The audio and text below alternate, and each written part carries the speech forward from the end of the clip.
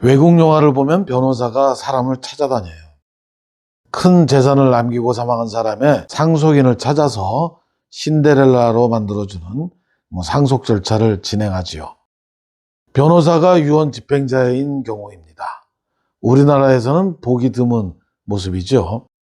유언한다라고 할 때 가장 확실한 것은 공증사무실에 가서 변호사 앞에서 공정증서로 유언을 하는 것입니다. 그런데 공증사무실에서는 비용이 상당히 듭니다. 비용이 문제되는 사람들은 자필증서로 유언하는 방법을 고민합니다.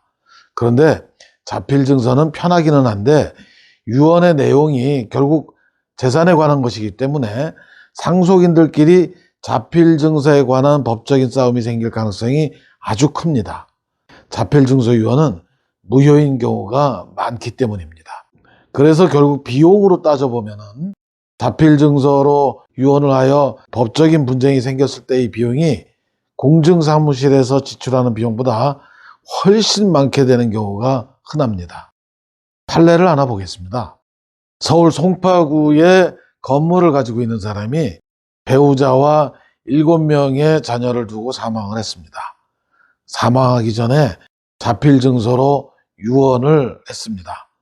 배우자와 딸 1명에게 가지고 있는 건물의 절반씩을 나눠준다라고 한 것이죠. 그렇게 되면은 나머지 6명의 자녀들은 어떻게 됩니까?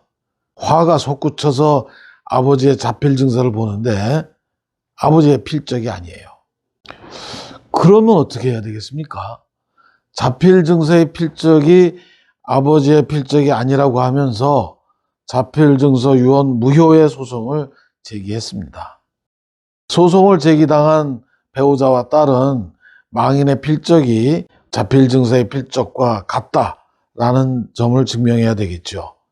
그런데 집안을 아무리 뒤져도 망인의 필적이 남아있지 않습니다.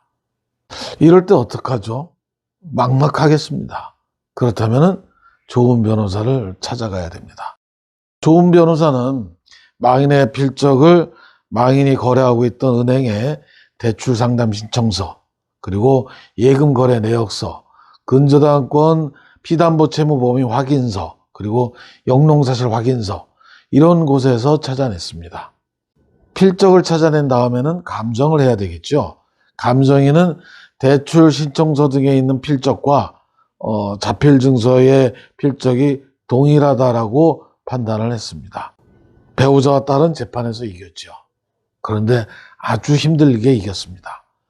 유언을 하는 이유는 상속인들 간에 재산을 가운데 두고 다투지 말라는 점이 있는데 심하게 다투었어요.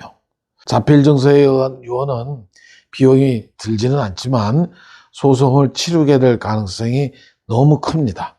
유언을 할 때는 공증사무실에 가서 변호사 앞에서 유언하시기 바랍니다.